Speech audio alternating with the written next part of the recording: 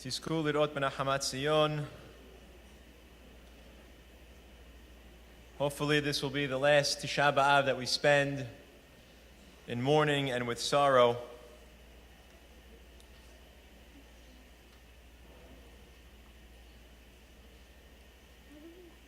Throughout Tanakh,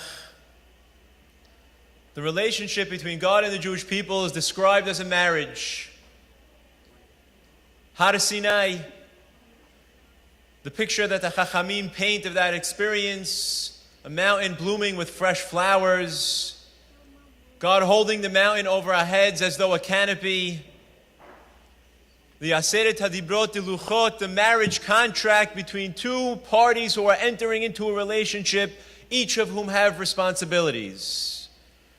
In fact, the Jewish marriage mimics that experience. Flowers and a canopy and a ketubah, marriage contract between two parties.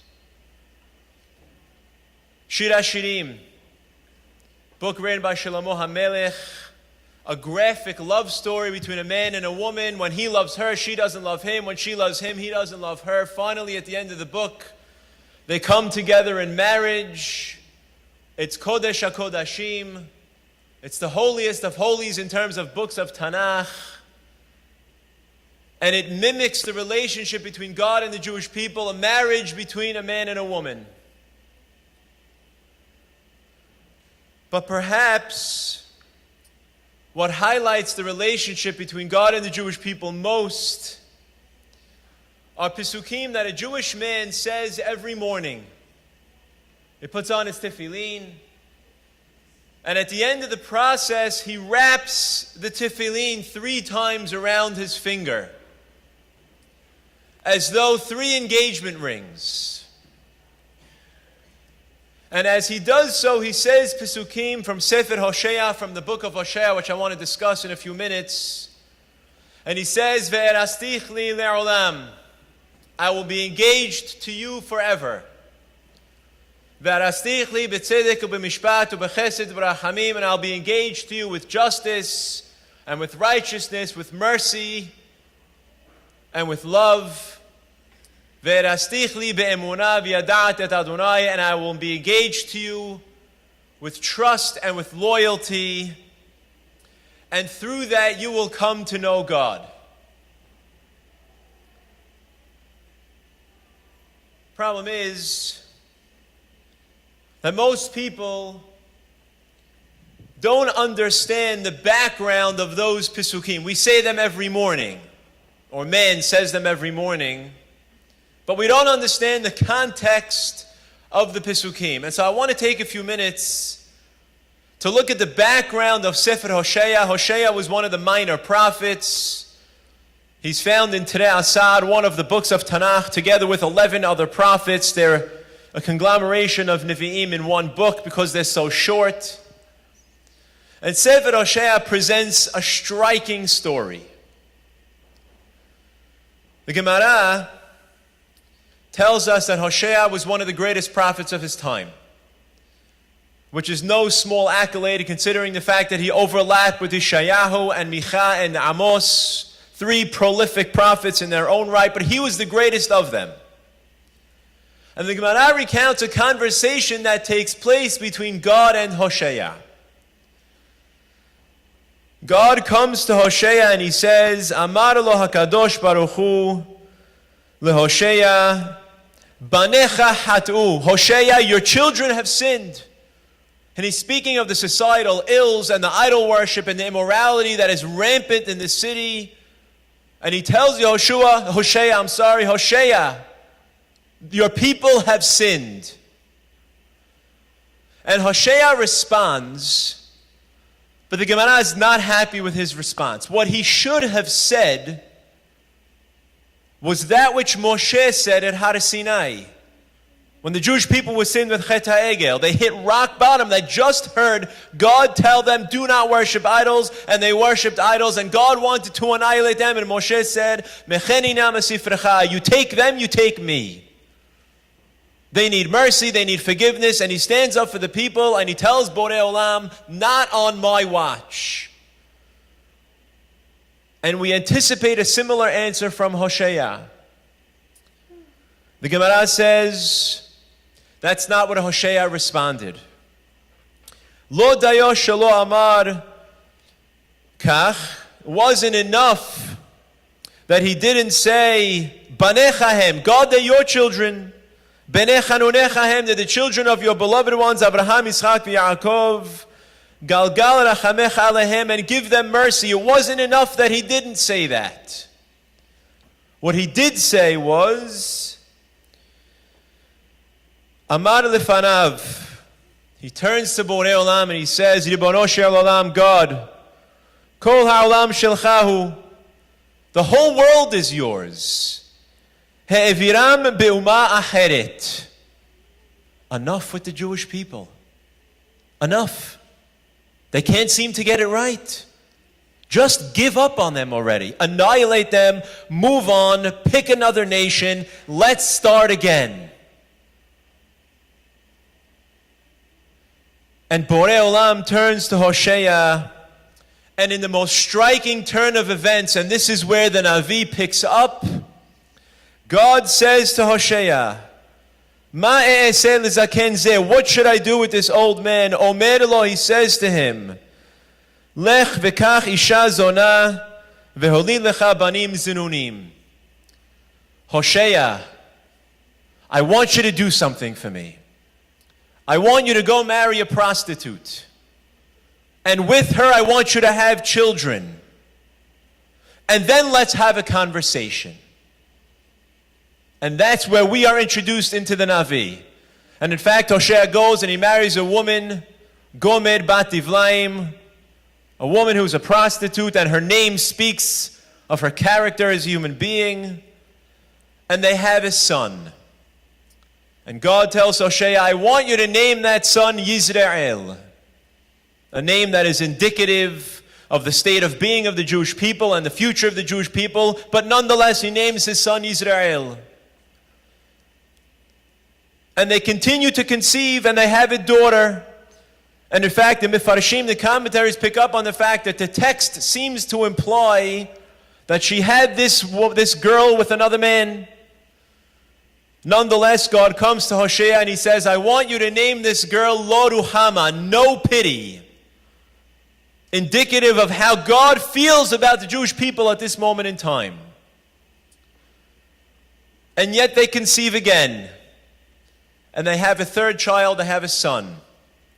And God comes to Hoshea and he says, Hoshea, I want you to name this boy Lo Ami, not my nation.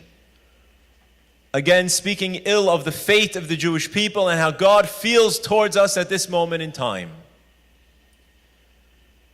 And after they have 3 children, Gomer, the wife of Hoshea, goes back out onto the streets looking for prostitution until finally God comes to Hoshea and he says, Hoshea, let her go. She's unfaithful. She's not loyal. The children might not be your children. Cast her aside. Find somebody else. Start again. And we hit the crescendo when Hoshea turns to God and he says, Borei Olam, I can't do it. I'm in love. I know she's been unfaithful, but I'm in love. I can't turn my back on her. And God turns to Hoshea and he says, you mean to tell me that you don't want to give up this woman and I should give up my people? The people who I led for thousands of years? The people for whom I created miracles? The people who I carried on my shoulders? I should get rid of them? You speak hypocrisy. Why is it okay for you to love in the face of infidelity and not me to love in the face of infidelity?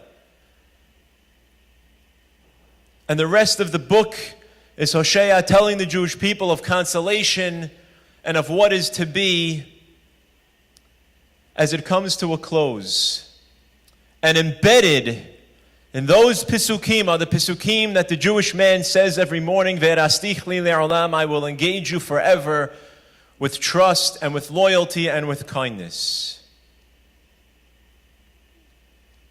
Ladies and gentlemen, today is Tish'a BeAb. and we mourn. We mourn the destruction of the Bet HaMikdash. But it's important to understand that it's not the mourning of the Bet HaMikdash for the sake of the building itself, although it was a glamorous building. Because that building stood for something. That building stood for our relationship with Borei Olam. That building stood as an icon of reciprocity and of trust. Today we mourn. We mourn our disloyalty to Borei Olam.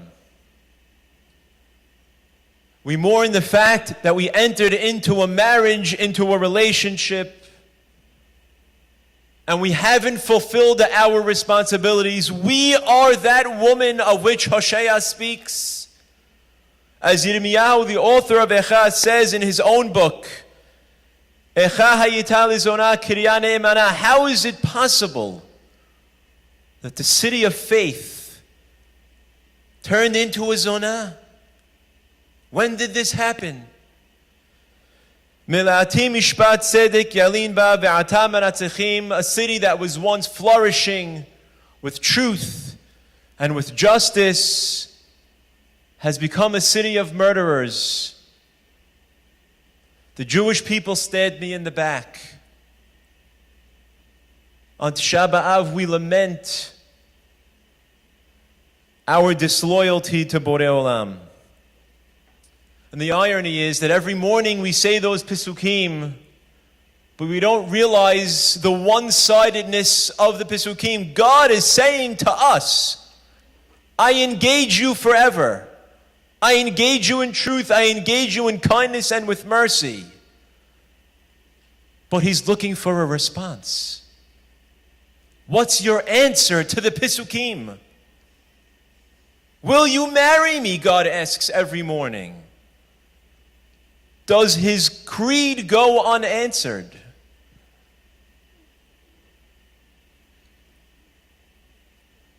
Bereshit begins with the frailty of humanity. God tells Adam and Hava, the world is yours. The world is your oyster. It's yours to capture. I just ask one thing. That tree, Etz Hadat Tov Hara, stay away from the tree. That's all I want. But because people are people, Mayim Genuvim Yumtaku, we always want what we can't have. Adam and Hava sin, and they eat from the tree. And as it were, Borei Olam comes to find Adam and Hava, and they're hiding.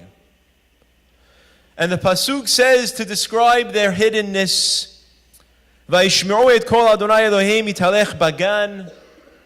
Adam heard the voice of God walking through the garden, Leruach Hayom, in the middle of the day.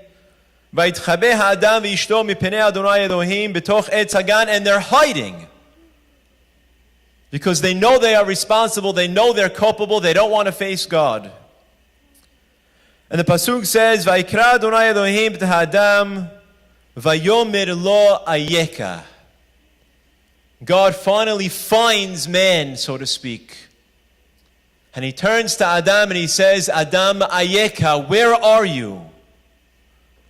And it's important to note that ayeka is the first question asked in all of Tanakh. Ayeka, where are you? And the Mefarshim say, well, the question doesn't make sense.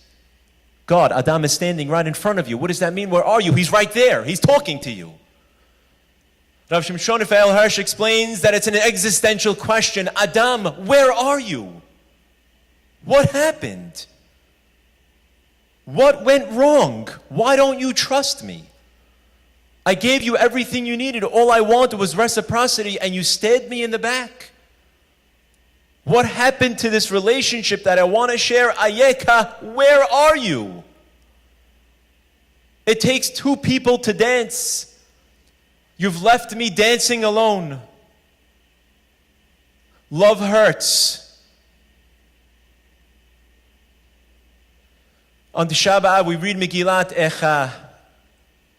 It begins, Echa Yasheva Badad, As Yirmiyahu laments as an eyewitness to the destruction of the Beit HaMikdash, he laments and he says, Echa Yashiva Badad, how is it so that a city that was once teeming and glamorous, the center of the world, lies by itself? Yashiva Badad is sitting alone. And the commentaries can't help but notice the play on words. Echa Yashiva Badad, how is it so? Echa Aleph Yud Kaf He, Echa. Reminiscent of the question that God asked Adam way back when, Ayeka Aleph Yud Kaf He. The only difference is the vowels. Where are you? The question we ask ourselves on Tish'a BeAb is, where are we? Ayeka Yashiva Badad. Where are we? Why have we chosen to sit alone? There's a partner that wants to carry us, to hold us, to walk with us through this journey of life, and we've chosen to sit alone. Ayeka Yashiva Badad, where are you? Why have you chosen loneliness over my love? Asks Borei Olam. Because marriage takes investment. Marriage takes responsibility. Anybody who's married in this room will tell you it's not easy. There are ups and there are downs and there are difficulties and there are fights, and it's not an easy road. Marriage takes the dissolving of I for the better of the we. Because we are one. We're not two individuals living together. We're one unit who make this work. And if the marriage is not working, it's not enough just to wish it to be better. People have to change. Because the world around you doesn't change just because you want it to. The world around you changes because you changed. The world isn't altered because we would like it to be altered. The world is altered because we alter ourselves. And so it's Hosea himself, the man who married this prostitute, who says at the end of the Nivuah, Shuva Yisrael ad Adonai Elohecha ki kashalta ba'avonecha, return, Jewish people, return to Borei Olam, because he's waiting for that reciprocity. He's waiting for the marriage to take off yet again. His love is on hold. There's an interesting Mishnah in Pirkei Avot that talks about the dynamics of love. Mishnah says, Kol ahava shehi tiluya badavar, batel davar batla ahava. Any love that's conditional, depends on something. Depends on what you give me, what I give you. It depends on a condition. If that condition disappears, the love disappears. But kol ahava she'ena tiluya badavar, ena badla le'olam. But any love that is unconditional, it's an everlasting love. And then the Mishnah gives examples. What is an example of love that is conditional? Zohi ahavat Amnon v'Tamar. It's the love of Amnon and Tamar. Half siblings. They shared a father, David. They had different mothers. And Amnon is lusting after Tamar, and it's guised as love. But eventually, he rapes her, and then he despises her because his condition was fulfilled. That's not love. But what is an example of love that's unconditional? Zohi ahavat David v'Yonatan. That is the love of David and Yonatan. To understand that love, you need to understand the story of David and Yonatan. David is married to the daughter of Shaul. But Shaul is under the understanding that someone else is going to replace him, and he thinks it's David, his son-in-law. And so he's chasing after David to kill him, his son-in-law. David's best friend, Shaul's son, Yonatan, is stuck in between. My loyalties to my father, my loyalties to my best friend. And Yonatan tiptoes a very precarious situation. But his love lies with David. And in fact, he saves David's life multiple times. Not for anything but the fact that he loved him. That's unconditional love. That's what true love is about. And that's the love that Borei Olam has for the Jewish people. It doesn't matter that you are unfaithful, as long as you will. If you're willing to make it work, I'm willing to stand here with you. If you're willing to go that extra mile, to reciprocate, to find those responsibilities and to move forward, I am here to continue that marriage. Shir HaShirim, Ma'im Rabim lo yuchlu lechavot et ahava. There is not enough water in the world, says Shlomo HaMelech, to extinguish the love that God has for the Jewish people. But again, he asks, where are you? Ayeka. What happened? What happened to the relationship that we had? Why has everything disappeared? Because I know from my standpoint, says Borei Olam, I'm here, I'm ready. But the Jewish people have been unfaithful. And that's exactly what the Ramban tells them not to be. When they test God with the waters in the desert, and they say, is God with us or not? If he gives me miracles, I'm on board. If not, I'm out. And the Ramban says, that's not how this works. Our love for Borei Olam doesn't depend on whether or not we get miracles, whether or not the things that we ask for are answered. That's not how marriage works. Marriage works because two people are invested in each other, for better or for worse, for richer or for poorer. That's what love is. It's unconditional.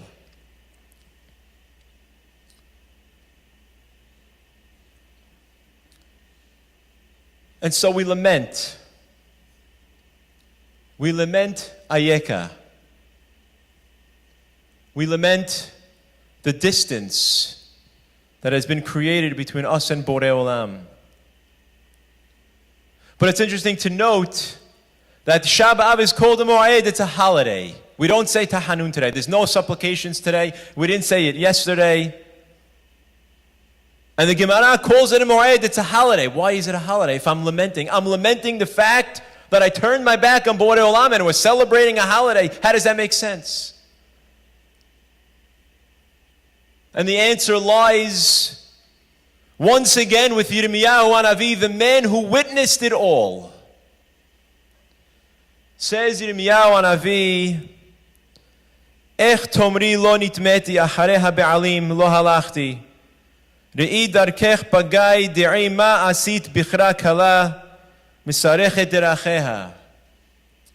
As Yirmiyahu chastises the people, he turns to them and he says, don't make believe this didn't happen. I see your footsteps in the dirt going from your house to the house of idol worship. Don't tell me it didn't happen. It happened. You're hiding behind yourself.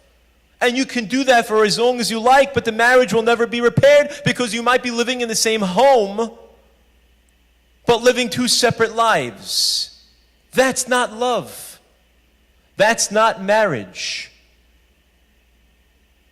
On Tish'a BeAb, we celebrate the fact that we're being honest with ourselves.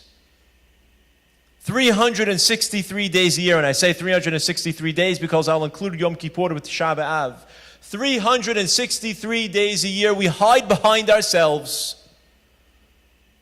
We push into the recesses of our minds all the things that we know we could and should and otherwise might be doing, but aren't. And we put up a front, and we make excuses, and we rationalize it away. But on Tish'a BeAb, we look in the mirror. We strip everything down. No eating, no drinking, no anointing. We strip everything down, and the only thing that's left is my soul. And with that, I look in the mirror, and I ask myself, what happened? Why is this not working? 1948 years ago, the Beit HaMikdash was destroyed, and we haven't figured a way to bring it back? What's going on? And so we celebrate honesty. We celebrate truth. We celebrate the fact that today we vow to make the marriage work. And that's the beginning of consolation. That's the beginning of a love renewed. Because I can't possibly invest in you if I don't know who I am and who I am not. And so on Tish'a BeAb, we look in the mirror and we ask ourselves, Ayeka, where are you? Because Borei Olam perhaps believes more in us than we believe in ourselves. Ayeka, where are you? And it goes back to the beginning. Because following the incident of Adam and Hava when they sinned by the Etz Hadat Tov Hara, God throws us out of Gan Eden. He throws out Adam and Hava. And one would think that in his ire he would build a wall around Gan Eden to block the Jewish people from entering. Build a wall around Gan Eden. But the Pasuk says he doesn't build a wall. Vayigaresh et Adam vayashken mikedem legan Eden. He throws Adam out. And he puts et ha-keruvim et la ta-cherev ha-mitapechet lishmor et derech eretz ha-chaim. And God puts an angel with a fiery sword that blocks the entrance to Gan Eden. But if you're so angry and you don't want us back, build a wall. Sound like Trump now. Build a wall. And the Mifarshim explain very simple. God doesn't not want us back. He wants us back. I want you to figure out how to get back into Gan Eden. And I gave you the instruction manual for it. It's in the Torah. That's our honeymoon. That's paradise. That's where this love belongs. I want to have you back. You built the wall, not me. You turned your back, not me. You gave up on us, not me. Love hurts. And it's manifest in a very interesting Gemara found in Masechet Yomah. The Gemara says, "B'sha'ah shenichnesu nochrim lehechal, ra'u kiruvim hami'urin ze bazeh, v'hotzi'un lashuk." When the enemies destroyed the Beit HaMikdash and they ripped off the curtain that was covering the Kodesh HaKodashim, we were able to see inside. Jewish people never got to see inside the Kodesh HaKodashim. On that day we were able to see inside. And we peered into the Kodesh HaKodashim and we looked onto the Aron, and what did we see? The Kiruvim, the angels that sat atop the Aron embracing. Embracing. Midrash tells us that when the Jewish people were in a loving relationship with God, then the Kiruvim were embracing. But when they were at odds, the Kiruvim were at odds, their backs were to each other. There is no greater moment in the history of Jewish people where our relationship with God is in shambles, and you're telling me that the angels are embracing? And the Mefarshim answer very simply and they say, yes, embracing. Because God's message to you as He sends you into Galut is, I am here. My love has not been extinguished. My arms are open for a big fat hug. Where are you? You're on your way into exile because you built that wall, not me. But as far as I'm concerned, we belong here together in the center of Yerushalayim with the Bet HaMikdash built, celebrating our love.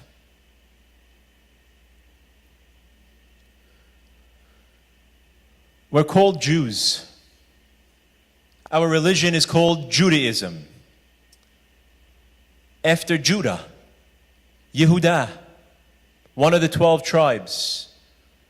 We're not Reuvenim after the Bechor. We're not Yosefiyim after the beloved son of Yaakov.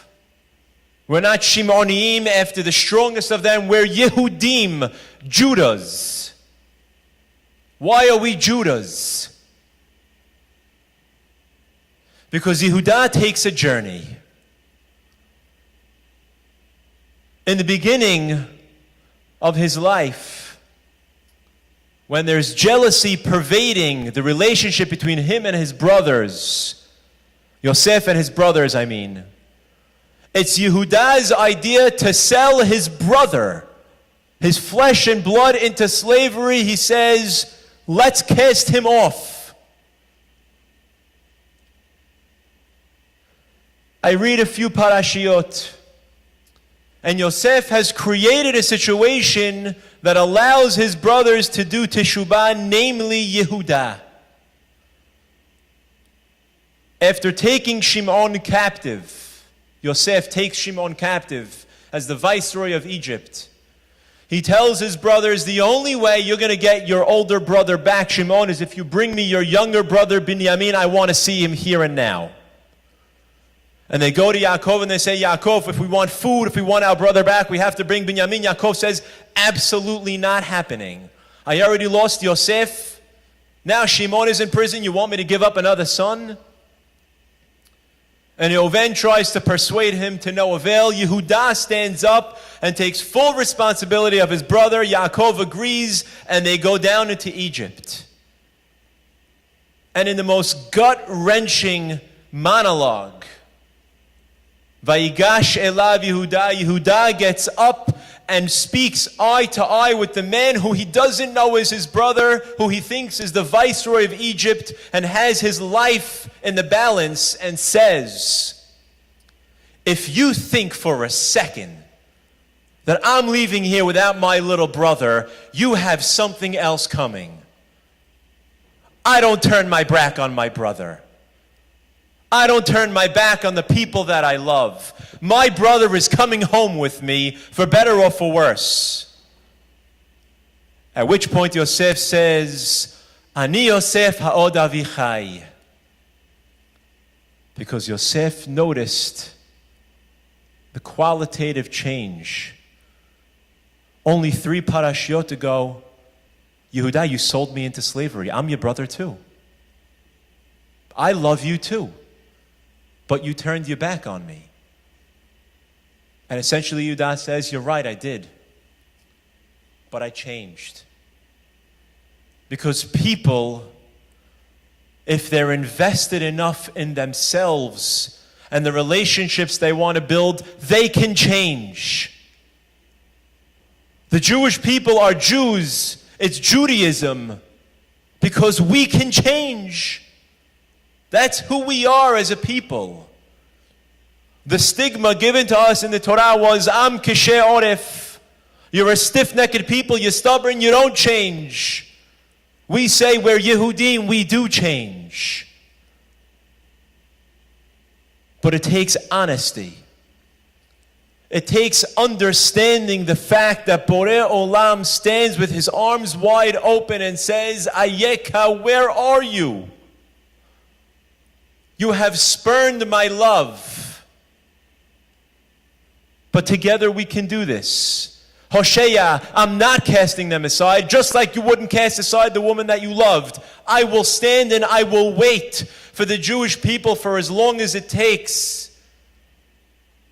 The question we ask ourselves is, how long is it going to take? It's on our clock, not his.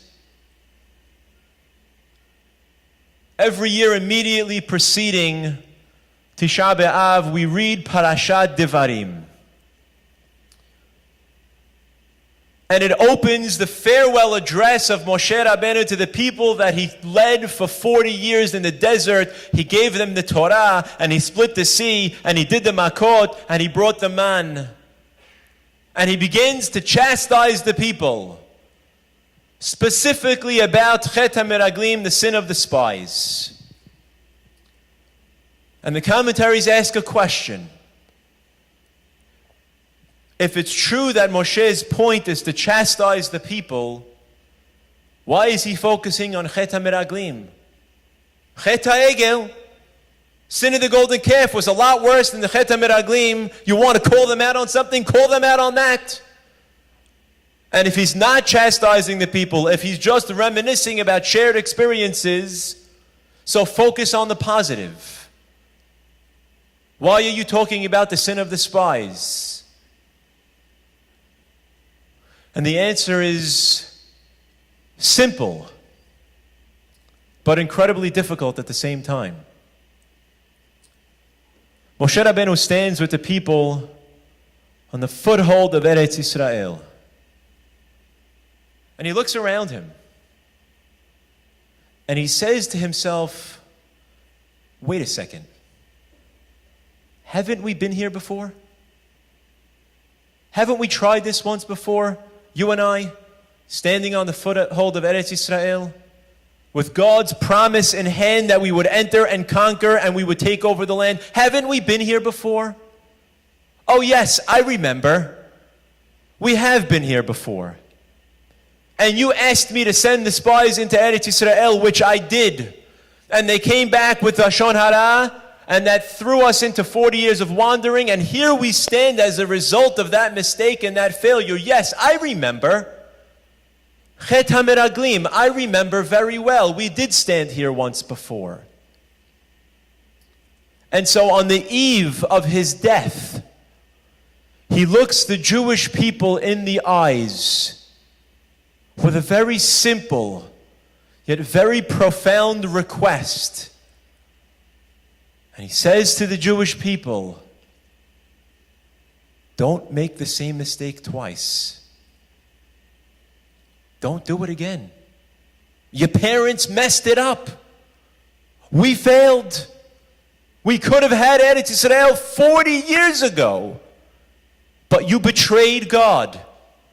God said, I promise you the land is yours. You said, I'm not so sure. God said, I will carry you in on my wings. And you said, I don't see those wings.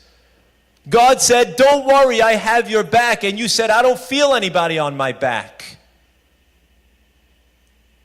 But make no mistake about it, Moshe Rabbeinu tells the Jewish people, Borei Olam is there. Don't make the same mistake twice. As we commemorate another Tish'a BeAb, we ask ourselves that very same question. Do we keep making the same mistakes? Do we keep doing the same things over and over again? Will we be here in 1 year from today having this very same conversation? Or is it going to change? We were having a conversation this morning, and somebody said, Rabbi, come on. I'm looking back on 1900 years worth of galut, and you're going to tell me that now it's going to change? There were people much better than I am 500, 600, 700, 1,000 years ago. It's not going to change. Who are you kidding? And I say, that the people who saw the destruction of the second Bet HaMikdash said the same thing about the people in the first Bet HaMikdash. How could it be? They were much greater than I am. If they can't make it work, I can't make it work. You can make it work if you want to. You can make it work. But it means hard work. And it means investment. And it means change. Because the Jewish people in general, are inspired in spurts. Great speech. Loved it. Tomorrow morning, we go back to the same old, same old. The key is to make it tangible. What are you going to do? What will you do to make this marriage work? Something. One thing that you know is something for you. Because Borei Olam stands in wait. And we've left him cold at the bus stop, waiting for the Jewish people. He's committed. The embrace is there. The question we ask ourselves is, how long is this going to last? You ask it to God. We ask it to God. God asks it right back to you. Good question. How long is this going to last? Because I'm also wondering. Let us take the opportunity, 1,948 years after the Bet HaMikdash was destroyed, to recommit to ourselves, to what we know we're capable of, to the marriage that we entered into with Borei Olam and that we record every single morning. Ve'erastich li le'olam, says God, I will engage you forever. I am always here. Ve'erastich li b'tzedek u'b'mishpat u'b'chesed u'b'rahamim, my mercy, my pity, my love, my justice is eternal and unconditional. Ve'erastich li be'emunah, and I will engage you with trust and with faithfulness and with fidelity.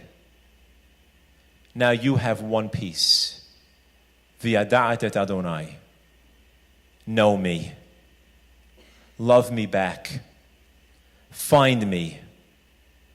Because I stand here and wait. Thank you.